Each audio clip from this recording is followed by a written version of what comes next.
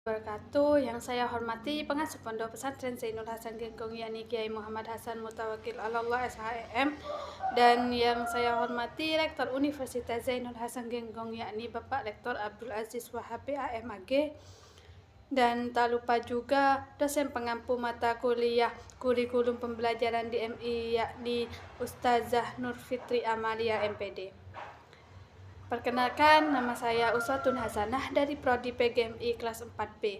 Nah, di sini saya akan menjelaskan tugas UTS semester 4. Baik, yang pertama ialah pentingnya kurikulum. Nah, pentingnya kurikulum itu dibagi menjadi 5, yakni pertama pedoman dalam proses pembelajaran, yang kedua mengikuti perkembangan zaman, nah yang ketiga itu memenuhi kebutuhan masyarakat, dan yang keempat itu meningkatkan kualitas pendidikan, dan yang terakhir itu membentuk karakter dan kompetensi siswa. Nah, kurikulum itu merupakan dasar dalam pendidikan karena menjadi pedoman bagi guru dalam mengajar. Nah, kurikulum itu harus selalu dikembangkan agar sesuai dengan perkembangan zaman dan kebutuhan masyarakat. Nah, selain itu, kurikulum juga berperan dalam membentuk karakter dan kemampuan siswa agar siap menghadapi masa depan. Yang selanjutnya itu perkembangan kurikulum itu dibagi menjadi beberapa landasan penting agar kurikulum yang dibuat benar-benar sesuai dengan tujuan pendidikan. Yang pertama itu landasan filosofis, berkaitan dengan nilai-nilai, pandangan hidup, serta tujuan pendidikan yang ingin dicapai, seperti membentuk manusia yang berakhlak, berilmu, dan tanggung jawab. Nah, landasan ini menjadi arah dalam menentukan isi dan tujuan kurikulum. Yang kedua itu landasan psikologis. Nah, itu berhubungan dengan kondisi perkembangan peserta didik, baik dari segi usia, kemampuan berpikir, maupun kebutuhan belajar.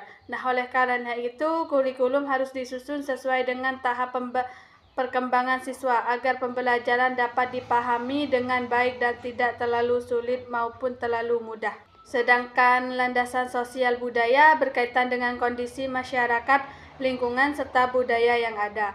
Kurikulum harus menyesuaikan dengan nilai-nilai sosial dan budaya agar pembelajaran menjadi relevan dengan kehidupan sehari-hari siswa.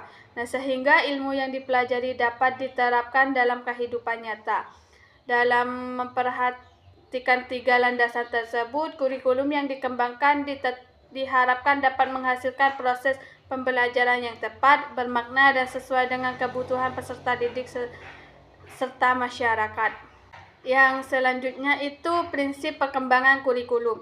Nah, digunakan sebagai pedoman agar kurikulum yang disusun dapat berjalan dengan baik dan mencapai tujuan pendidikan secara optimal. Relevansi berarti kurikulum harus sesuai dengan kebutuhan peserta didik, perkembangan zaman, serta tuntutan masyarakat, sehingga pembelajaran tidak ketinggalan dan memiliki manfaat nyata. Fleksibilitas. Nah, menunjukkan bahwa kurikulum harus dapat menunjukkan bahwa dengan menyesuaikan kondisi sekolah maupun siswa, kemampuan siswa, serta lingkungan yang berbeda-beda.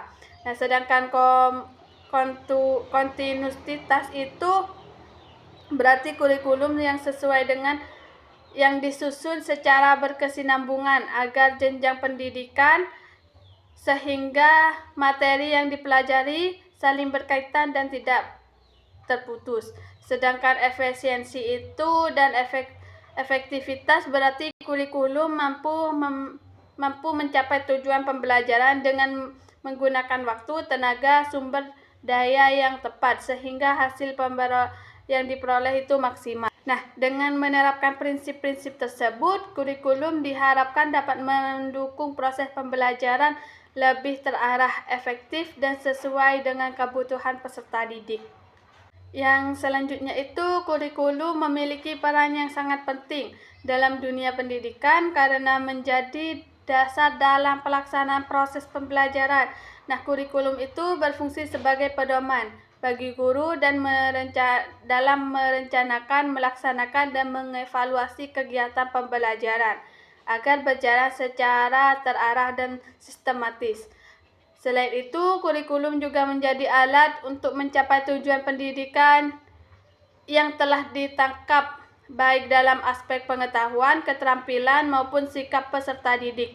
Dengan adanya kurikulum, proses pendidikan dapat berjalan sesuai dengan tujuan yang diharapkan. Nah, kurikulum juga berfungsi sebagai pengontrol jalan pendidikan. Artinya, kurikulum itu membantu memastikan bahwa proses pembelajaran belajar sesuai rencana dan standar yang telah ditentukan, dan demikian kegiatan pembelajaran dapat berlangsung secara efektif, terarah, maupun menghasilkan peserta didik yang berkualitas. Nah, selanjutnya itu model kurikulum merupakan cara atau pendekatan yang digunakan dalam menyusun dan mengembangkan kurikulum. Nah, setiap model itu memiliki fokus dan tujuan yang berbeda sesuai dengan kebutuhan pendidik.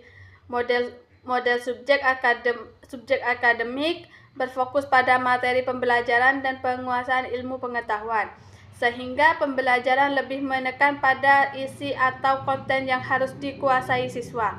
Nah, model yang harus dikuasai siswa itu ialah model humanistik, lebih menekankan pada perkembangan peserta didik secara menyeluruh, baik dari segi emosional, minat, maupun potensial yang dimiliki.